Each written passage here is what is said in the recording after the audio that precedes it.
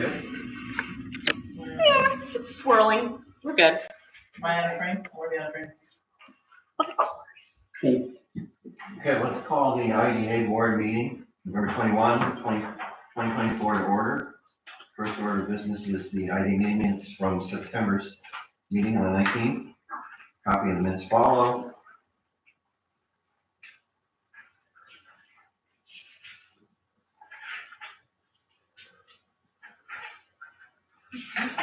I can move this resolution that we accept the minutes as written. It's been moved to accept the minutes as submitted. Any second? Not second. It's moved and seconded. Any corrections, changes, omissions? If not, all in favor? Aye. Approved. Review of financials for October 24.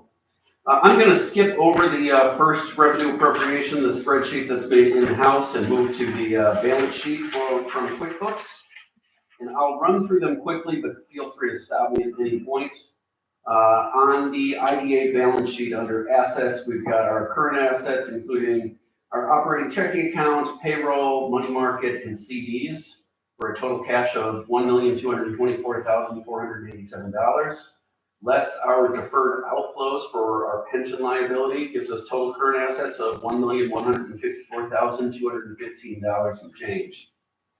Other fixed assets, we've got our land, building, machinery, equipment, furniture, and equipment, less accumulated depreciation, valued at $286,663, giving us total assets of $1,440,879.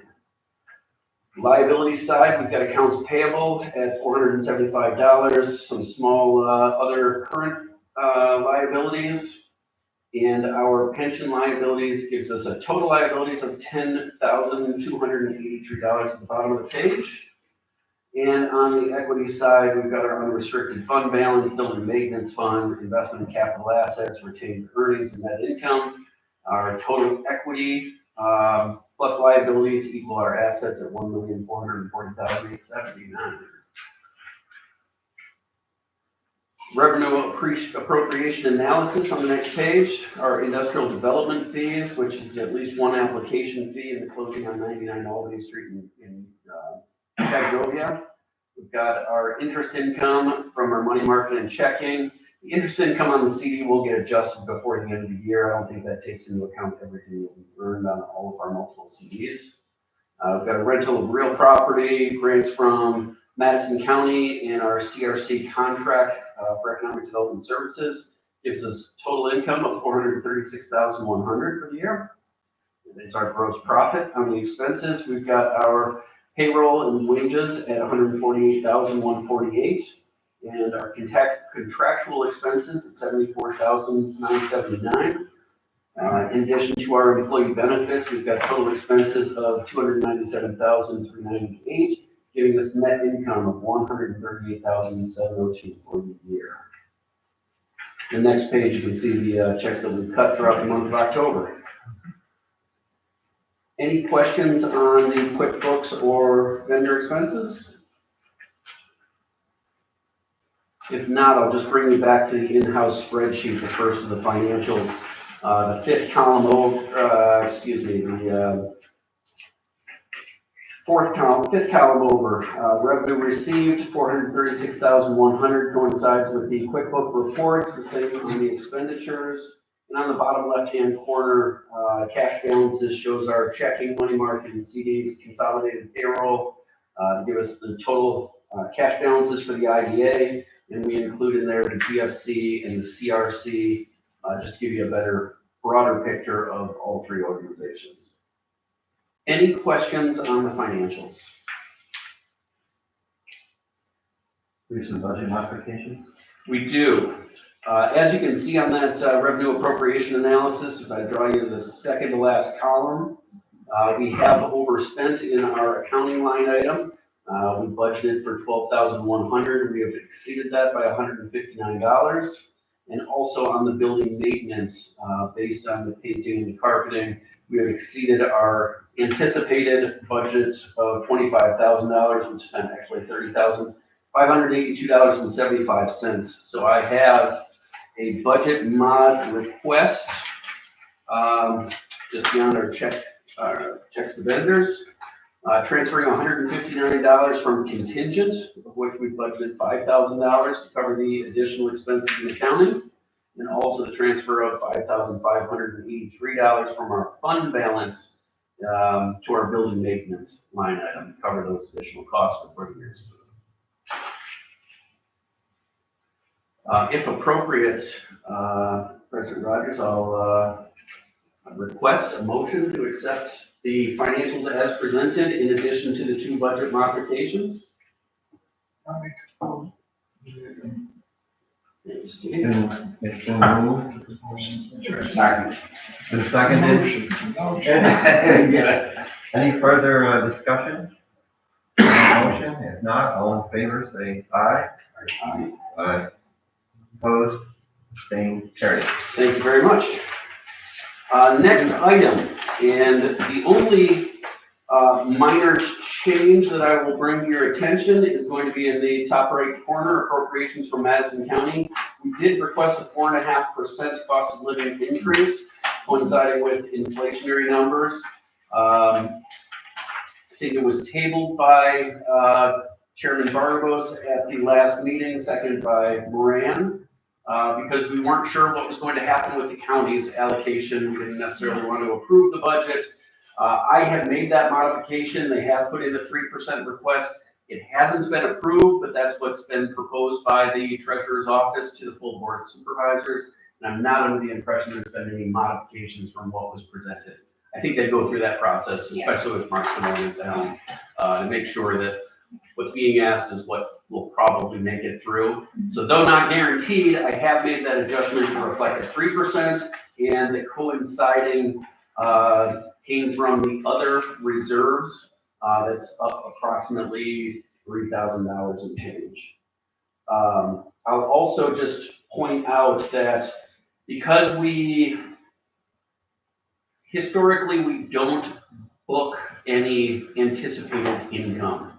Deals come our way and we earn revenue from them. It shows on our financials, but generally speaking, we try not to book any revenue. So though we do show the budget with $99,216 coming from our reserves, you can see in our past 3 years from 2021, 2022, and 2023, there was only 1 year in which we took from our reserves, and it was for $2,161 in 2022.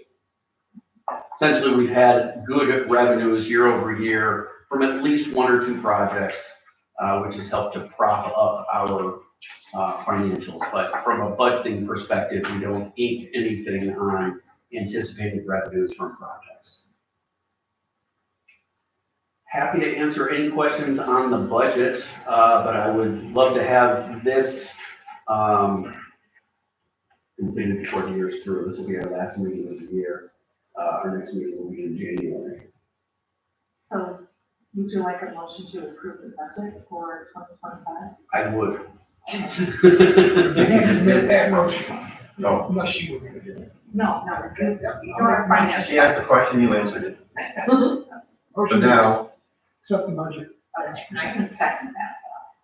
moved and seconded to approve the 2025 budget as discussed. Any further questions or discussion?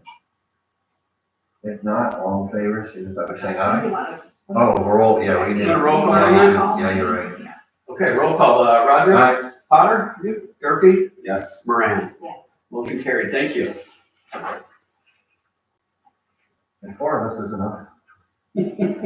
No, is it? It is. That is 4. Yeah, that's that question, okay.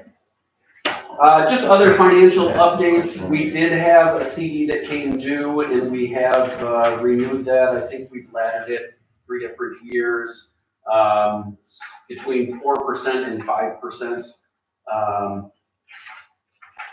We will have other CDs coming due in our plan.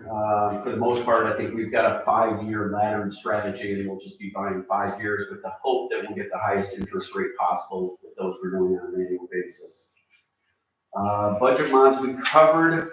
For the upcoming audit committee, I don't know if we'll meet in January, but definitely in March. We have been told by Charlie Chambers at Gustafson, just with their workload changing and their access to CPAs within the firm, they are going to stop doing governmental auditing work. So we have put together an RFP and we're going to shop those rates. Amanda put the RFP out to, I think, 6 different firms.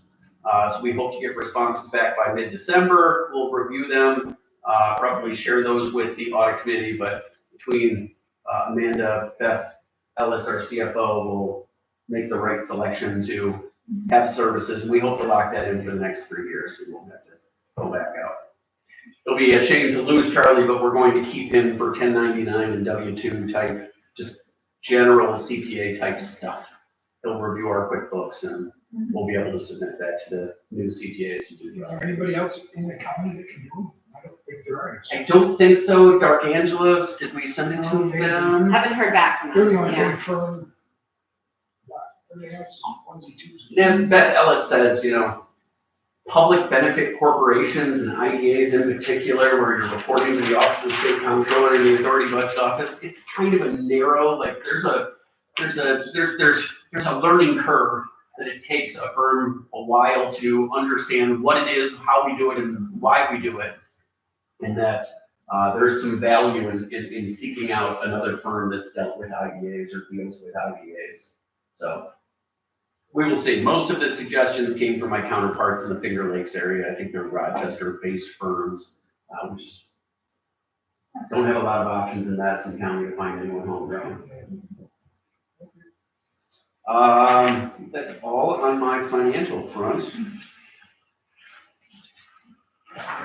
You all right with me going into the executive director's Go report? right for it. DCC Ranger, we've been working with Hodgson Rush and got letters over to us. Amanda got them certified and in the mail, both for DCC Ranger. As a reminder, they're the folks that are taking over from Good Nature Brewing Company.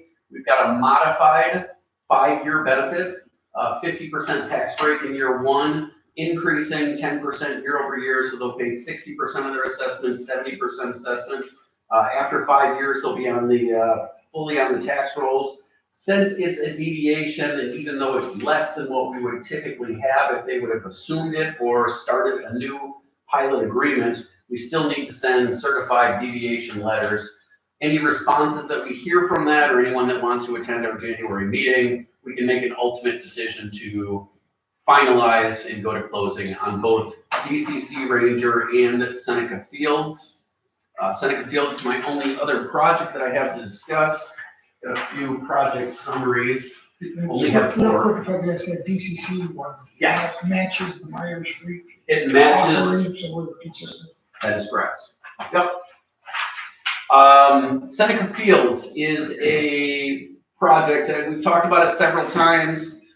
They are proposing to construct on the campus of Oneida Healthcare in conjunction with 2+4 Construction to build a 52-unit senior housing, affordable senior housing facility. 10 of their units will be partially assisted, folks that just need minor services. But this has been part of the big picture. Folks have approached us asking us for our suite of incentives with a modification on our pilot, asking to pay 3% of their effective rents with a 4% of effective rents with a 3% annual increase and a 5% vacancy allowance. We've done the math, we've got the calculations. We've held a public hearing. I have reached out. Russ expressed concern on what city services from plowing and garbage pickup and other things is the city going to be able to cover their costs? Asked very specifically that question several times to the mayor, who indicated to me that the city is very much in favor of new housing, very much in favor of senior housing, very much in favor of affordable senior housing. Win, win, win. They will be extending the road back to, Amanda, what's the name of the road? Meadow Drive. Meadow Drive, Fairview Ave. Meadow Drive is the road that they'll continue out. They will tee into Fairview Drive, which will give police and fire service and emergency responders and ambulance services, for that matter, access to There will be some additional plowing. The city does not have garbage service as a municipal service. The city's perfectly fine with it. They encourage and would love to see this development, and the additional road access is a bonus for them. Won't be an additional burden or be anything heavy lift for water, sewer, or other municipal services. The school district also, the property is currently owned by Oneida Healthcare, so it's 100% off the tax rolls. This will at least start with some revenue, and it'll be a 15-year pilot request. We, again, just got the deviation letters out. I don't anticipate anything more to come from it, but it'll give me one more opportunity to reach out to the taxing entities, further explain what the impact will be, what the revenue will be, and answer any questions they might have about the project. But they're very competent. They do good work. The first phase did not require assistance on our part, but they're still working through their process, trying to access low-interest financing through either housing and community renewal or the dorm authority of the state of New York, DASNY. Covering it all? What you say, that the hospital owns the land, but they do pay, Right now they do not, because they're a not-for-profit. With 2+4 through the Seneca Fields to next phase will pay for. that is correct. They do pay property taxes on the first phase. They will be paying property taxes in the form of a pilot agreement, a payment in lieu of taxes. But it's a short-term 15-year benefit that will help to bridge them. So we'll discuss it further, but I just wanted to give you those updates. We did have some issues with Johnson Brothers Lumber in making late payments on their pilots. They have caught up. We're concerned that they may not be fully in operation, even at their Casanova location. The pilot that we have is at their Bouvier location, and there's been the issue of the landfill and the lack of landfill gas to energy, which used to be their source of heat. I think that we ought to reevaluate this early in the new year to see really where the company stands. Their claim is that they're running a skeleton crew, that they still have product that they're trying to sell, but it seems like they've gone dark. Are they drying anything at the kiln?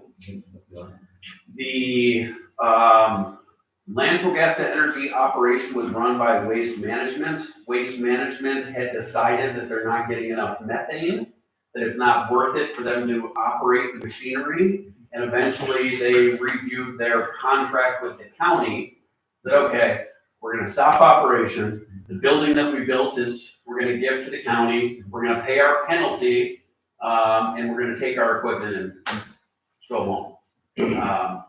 With that, the county went through a long process evaluating the potential to privatize the landfill, and it was a very big election year issue.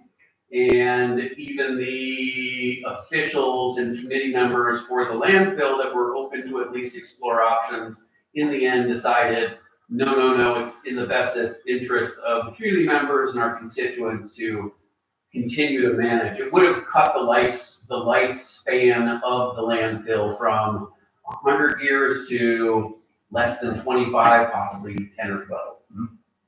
And that concerned a lot of folks. What do we do after that point? Is it formally off the table then? Formally off the table, as I thought it was understand. still working, but I don't know.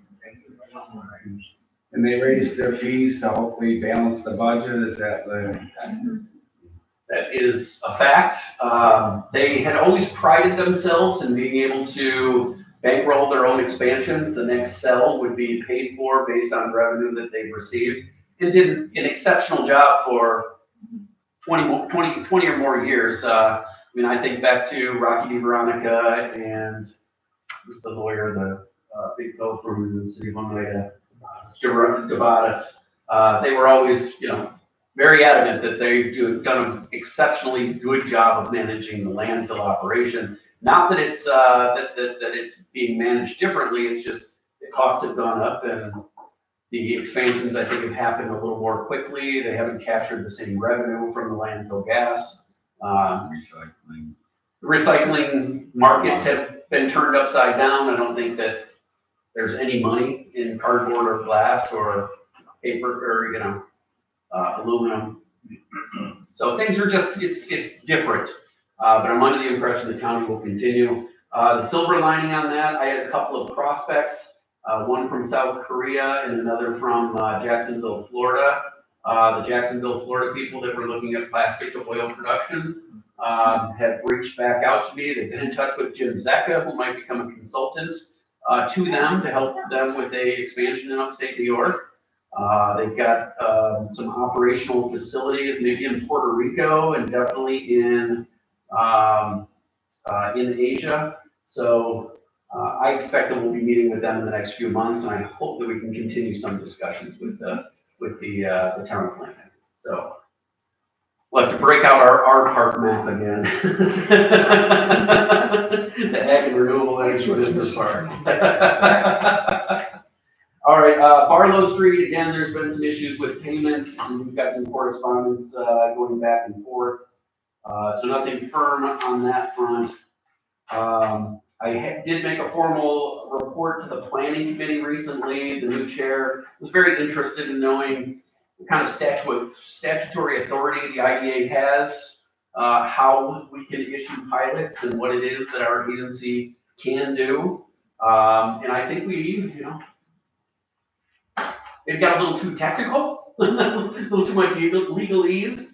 But I think we're on good footing, and I think the whole point was, people have heard of or know of what the IDA is, and the planning committee gets a report on a monthly basis, but generally speaking, the broader board of supervisors as a whole, there's enough new faces that it was good to give an overview and an update as to what we've been able to accomplish. New York Forward projects, downtown redevelopment. Canastota just wrapped up their 6 months of planning. Their recommendations have gone to Albany. I expect sometime in the new year, January, February, maybe as late as the spring, that Albany will come back with their slate of projects and what they've selected. But some very good projects on the horizon, and Canastoga's got good opportunities for the redevelopment of Canal Street and the downtown as a whole.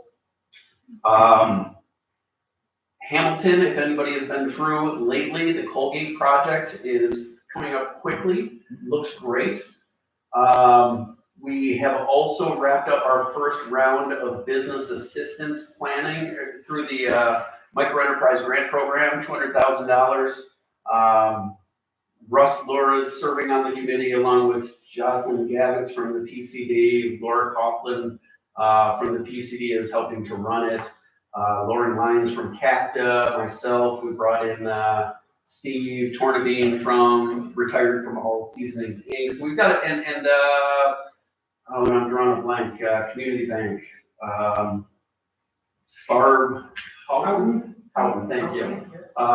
So we've all been serving on a committee reviewing new startups and other businesses in Madison County. We'll have an award, probably, I think the award letters will go out next week.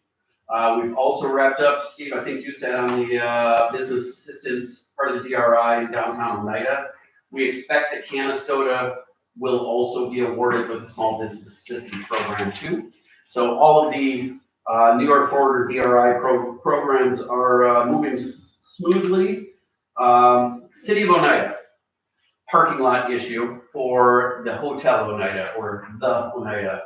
They just passed at City Council. Was that in the dispatch the other day? I didn't hear that they passed it yet, but I've been dealing with the principals of the from the Oneida, in addition to the mayor, the new city manager, and I've gotten the okay from the developers that the city's going through their process. The planning committee reviewed a subdivision plan. The appraisal and the survey have been ordered and paid for and delivered. So it's just a question of the city council holding a public hearing, I believe, and then passing a resolution authorizing the city to transfer that land to the IDA. The IDA will be a conduit to simply sell it to the private developers so that they have the necessary parking for their apartments.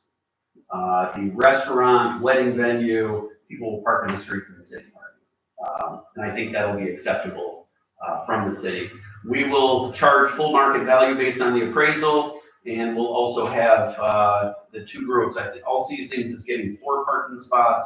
The hotel and Oneida will get 22, and we will charge them respectively for their portion of the appraisal, their survey, and our legal costs. And we'll simply effectuate that, and hopefully that will be the catalyst. Developers have been adamant that without parking, they don't have a project. If they don't have parking, they can't move forward. They're waiting for this. And it's been unfortunate that the city's been caught up with a lot of turnover at the city level. I would say, now that that's done with those small DRI projects, where are those at? State level? When you say the small ones, we're talking Mike Deck, we're talking Yeah. Fred Meyer, or Meyer. The 600,000.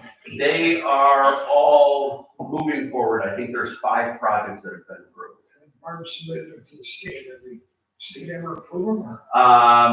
As of late last week, I was working with Drew from the environmental consulting firm, trying to get answers from the city's fire department to get their blessing on the material and equipment being used in the reconstruction. For example, All Seasons, they need to put in a hood system. The new Asian restaurant needs, again, a hood system. It needs to be tested and approved and signed off by the fire department. So just dealing with the paperwork and bureaucracy. Okay. But I just there's, hadn't heard a thing about it. in so long. I knew the turmoil in the government is. I am on a weekly call or every other week with the folks from Tracy Barrier work for.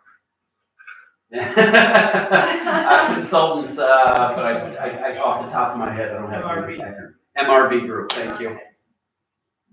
So we are in constant contact, and I guess it's only been the city officials and the consultants and myself. We haven't burdened the Business Assistance Fund Committee. So No. still moving forward nonetheless. Good. The Grow New York competition, Dave, I don't know if you had a chance to attend any of that this year. You did? Yeah, I stayed overnight. Awesome. Yeah, I went, yeah, it was great. Incredibly innovative people, very bright, very innovative, all kinds, everything from, new genetic products, a lot of processing of food, a lot of additives to diminish ag pollution. So Steve, this is the annual Grow New York competition. Central New York, Southern Tier, and Finger Lakes pooled $5 billion each of our DRI funding, state money, and put $15 million, $5 million per year, went for 3 years, and then we re-upped. I don't think we're re-upping again, but the competition finds one grand prize winner $1 million. They have to locate in New York State and develop the technology. They're often doing it in conjunction with a local college. Cornell getting probably a disproportionately large percentage, but they have more research than just about anybody else. Second place will come up with $500,000. There's 2 of those awards, and I think 4 $250,000 awards, or something close to that. Yeah, there's 4 million, 2 half million. Right, $3 million in awards each year, and they've run this competition. This would be the 6th year.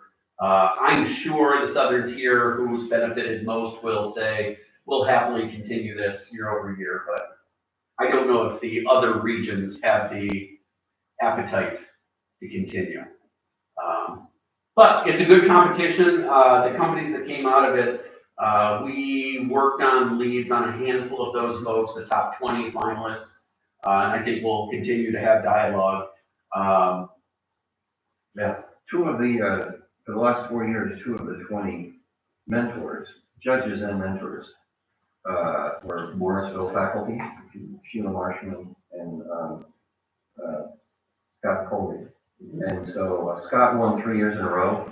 So he was kind of the money man. He was out of the money this year. Sheila Marshman finally got one of the companies $250,000. She told me privately that she didn't think she had a snowball chance, so it just goes to show. It was a company that decided to build on what is not a fad, it's a trend. There's a difference, I guess. And the trend is non-alcoholic drinks. So this particular company makes non-alcoholic drinks that taste like bourbon or gin or so. Yeah. Out of apparently- Rochester, New York, I believe. Yeah, I think so. And so they, I tasted it. I wish them the best. I think they're onto something, but I'll still stick with my own bourbon. So that was good. Yeah, it was a very impressive group of innovators. It was in Ithaca this year, so I got to go back to my old haunting ground. But I'm not sure. There's at least one more year. Is there? I thought, was it? We had a hiccup because of COVID. And things Yeah, I don't were know. almost- That was the year we That's because they went supposed twice to to in Syracuse. Syracuse. They went twice to Syracuse. Okay. So maybe this was the final hurrah in Ithaca. I suspect that there will be a version of this, perhaps with less prize money in the future. Could be. But the Cornell people will probably, it's too big a deal to let go. When they share their numbers, they're talking with 400 people competing on an annual basis now, and the diversity and the international reach, and it's impressive. The numbers that they show are very impressive.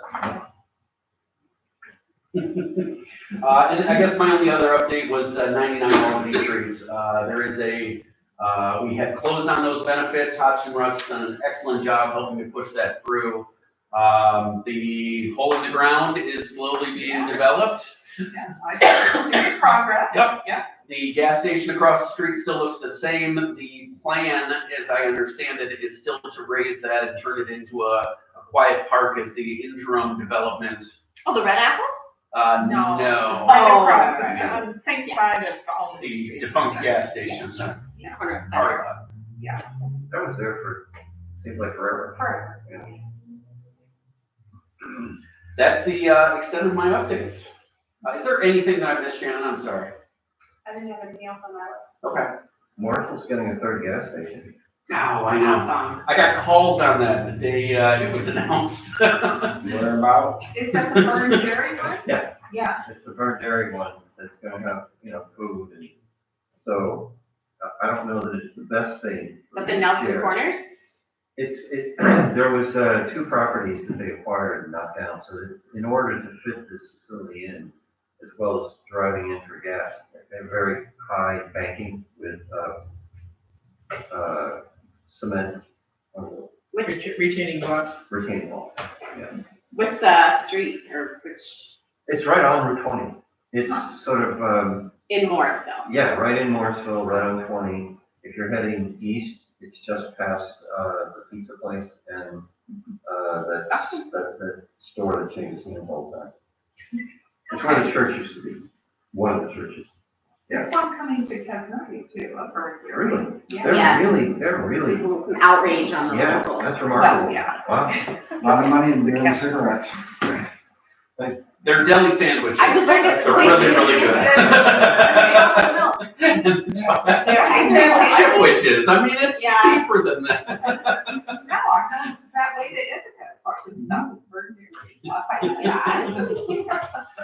One other thing I'll point out, just speaking of Morrisville, I have been in talk with Joe Wicks, the supervisor for the town. He has an agreement with the school on the property that will become the town park. That was one of Cliff Moses's nice wins years ago. But it looks like they have control of the property. The school's gonna retain 1 acre.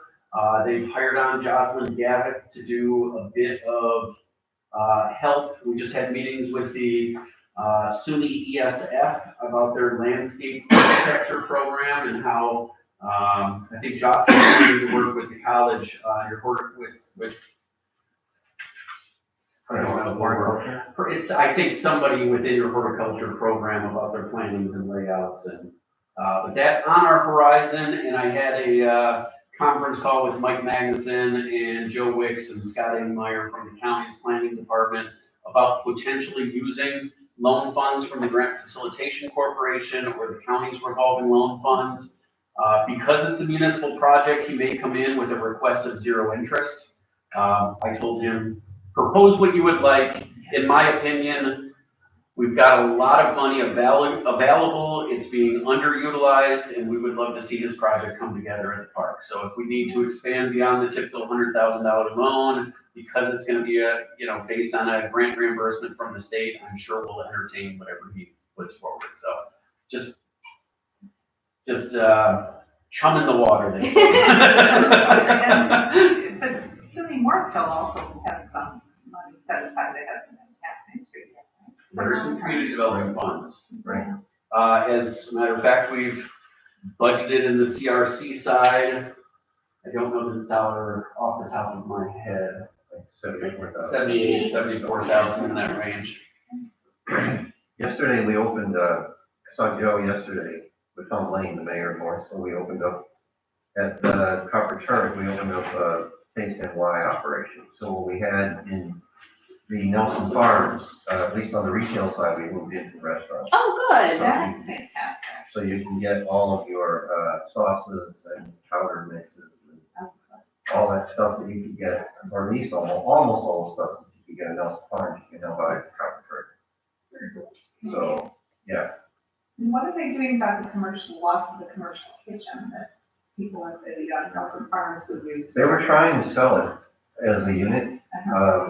I got some pressure from Ag and Markets to see if we could continue to find a vendor that would take over the property as it was originally planned. I mean, we weren't making money, we were losing money on that side of the operation. As valuable as it was to essentially kick off Taste NY,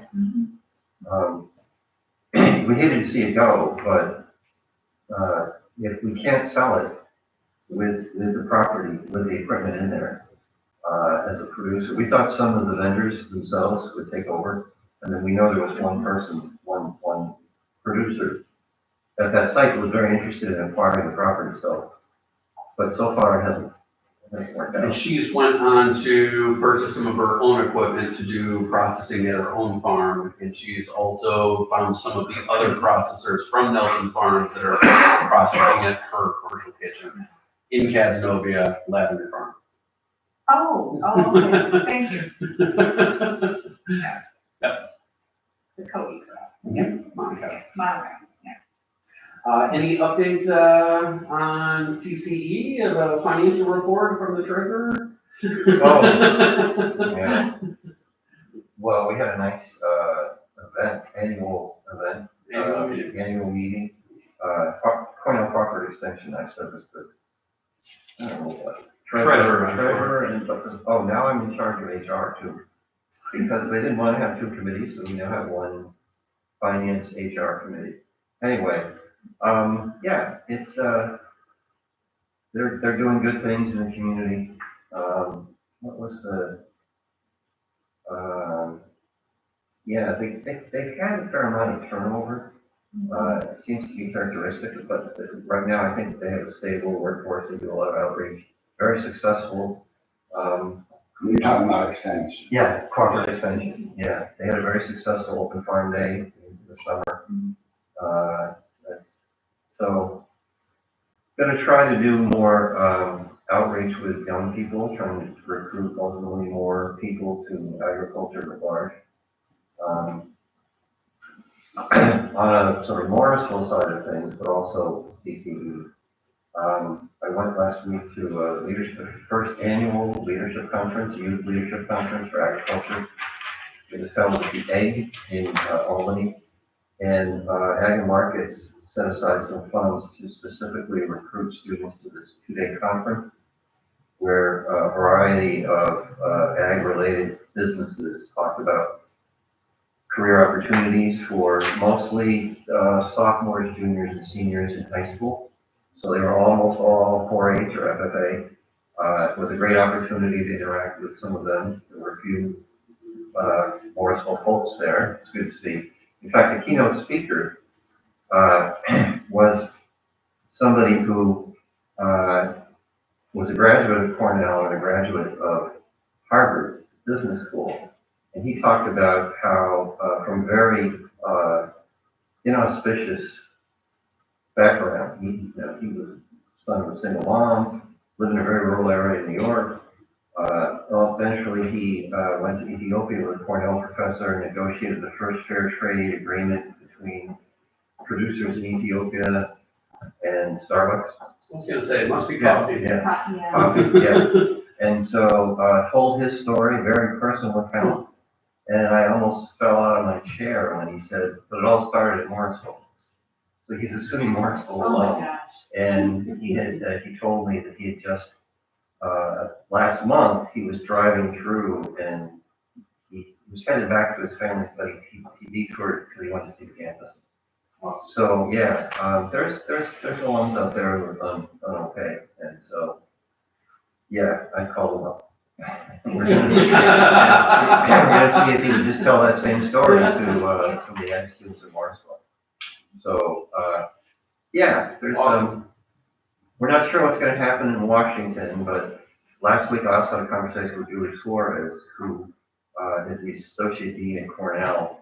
Morrisville and Cornell are going into an NSF grant. He qualified for the second phase of a really big dairy workforce development grant.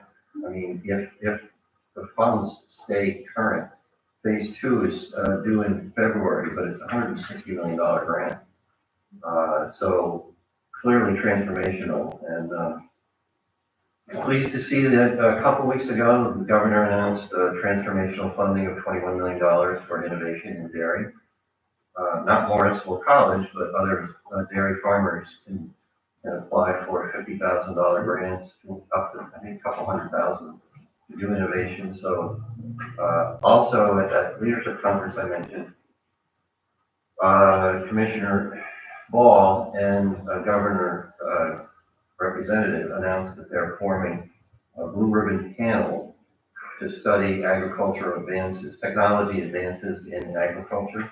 So the state is interested in funding important projects across the state to advance efficiencies in safety and security of food systems writ large. So, and I guess I'm going to be on that blue ribbon panel. So that will be a good thing for us and a good thing for, I mean, ag's an incredibly important segment of the economy across the state, but certainly in upstate New York. And so if there's going to be projects that are likely to be funded, there's going to be a white paper that's due in about a year, I guess, or so.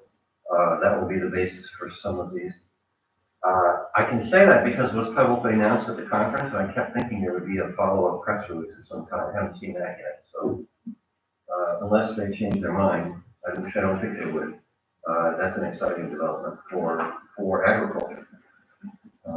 You also have an event tomorrow. We've extended that invite to the board. I'm gonna check my email and try to get Advisory board? advisory board meetings. Yeah, that's exciting. It's a scheduling snafu. I'm also going to be presenting at SUNY Poly, so I won't be. Same day? Yeah. So it's a DEIB, Diversity, Equity, Inclusion, and Belonging conference. So I'll be talking about what Morrisville's been doing to bring in students and make them feel welcome. Yeah, it's certainly an important topic that higher ed is trying to deal with, and so I was asked to talk about that. So it's a SUNY sponsored conference at Poly, SUNY Poly. Okay. So I'll be there. I'll see you tomorrow. Yeah, I'll be, yeah. I don't know, any of you else, if anybody else plans What's to going on attend. tomorrow, so? I think it's 10 to 3. Yeah. There's also some tours of campus or department meetings from 8 to 10. So each of the, not every program at Morrisville, but certainly most of them in agriculture have an advisory board where we solicit members to meet with faculty and students on a regular basis to review the curriculum, to talk about what kinds of internship experiences we might want. Sometimes the advisory board members are interested in having students intern with them before they graduate. Sometimes they want to hire, sometimes those advisory board members tell us what kind of equipment we should be having in our learning laboratories, and sometimes they make donations. If they're buying some new stuff, it's a good way to make. So, especially in dairy and equine, in residential construction, in renewable energy, in a variety of programs, not so much business or individual studies or applied psychology, but in the sort of the those fields where there's a bona fide internship and hands-on experience, the students showcase the facility, talk about the curriculum, and so generally we try to pick people's brains. A lot of the people that serve on the advisory boards, as you might guess, are former graduates and former students. So it helps to maintain a connection in the community. So Jason Zebach is the dean at the college and has taken on that task. At some point back years ago when I was provost, we weren't gathering them. They were one-offs in different areas, and so I decided the best way to sort of affirm the value of this was to have a day dedicated to all the advisory boards coming back, and there would be. So unfortunately, I usually give an overview and an update about college, which I can't do because I'm double booked. I haven't quite figured out how to do that yet. Being two places at once. There's an old Fireside Theater album, I remember. How can you be in two places at once when you're not anywhere at all? So that's kind of what it feels like. When I'm under the weather, it feels like I shouldn't be anywhere except on the couch. But anyway. Someday someone's going to attribute that quote to you from watching the video. So good things, yeah, great things are happening, at the college. We're excited. The advisory board is a good way for students to see what they can become, what they can do. And so there will be a fair number of people. If you haven't signed up, let me know if you want to go, or I can bring that information more in advance next time around. We're going to do it every I year. extended the invite. I'm not sure how many people have responded. I will be there. Yeah, okay, great. Yeah. So, well, you're a friendly face. People know you on the campus. So, I appreciate you guys always extending the invite. It's Yeah. kind of you, and it's great to get the updates. And I've sat in on a couple of years on the School of Business, and I've been incredibly impressed with the alumni and the input that they have, and just the head of the department is talking about the educational process at the institution, and I think it's just a tremendous asset in our community, and I'm very grateful to Marshall State College. yeah, Presence here. I'm actually, so I'll toot the college horn for a minute. Since I've been there 25 years, there's been a pretty significant transformation. We were always proud of our 2-year degrees, but during the time that I've been there, we've embraced bachelor's degrees. We have a couple of dozen of those as a landing place for people that wanted to do more than just the 2-year degrees that were largely technicians and operatives, important, but sometimes they wanted to be innovators and entrepreneurs. So, but now we have one bona fide master's degree, food and agribusiness. We have 2 more on the way. So we just started a new program in leadership, organization, and management. We have over 30 applicants for that program starts next fall. So yeah, I think we're pivoting toward opportunities in agriculture and technology that reflect what young people want. And we had one of our biggest open houses last Saturday. So yeah, we're the fastest. If you look at the numbers for SUNY, we're the fastest growing college in the SUNY system over the last 2 years. Yes, yeah. So and they were 2 years in a row we've had double-digit growth, yeah. So I think we're doing something right, and that's very gratifying. So Testament to the college's leadership. It is. Either in spite of or because of. Yeah, I think because we're about to, we're about to hit a demographic cliff from the fallout of 2007, 2008. So fast forward 18 years from that recession, the Great Recession as they call it, a lot of people deferred having kids. So there's a pretty significant drop from this senior class in high school drops pretty significantly down in junior and sophomore. It was 07, right? Yeah, 07, 08. And actually, if you look at the numbers over a long period of time, you'll see that we don't really recover. We don't have enough young people having children. So some people just doesn't have one instead of 5. And some people are just having none. So across the country and across the globe, there's an incredible decline in birth rates. So when I finally do retire, I don't know who's going to serve my burger. It's the McDonald's in Casanova. Liz, have you experienced that lately? No, I don't go there, but I've heard that it's unstaffed, Oh, Yeah. literally, most of Oh, the wow. time. They have to shut the doors in the lobby. Oh, wow. It's very weird. What establishment? McDonald's. Oh, Wow. McDonald's. They have the I was drive-through thinking the window new- open, but not the lobby. But no one, it's weird. Uh-huh. I think there's one person there sometimes.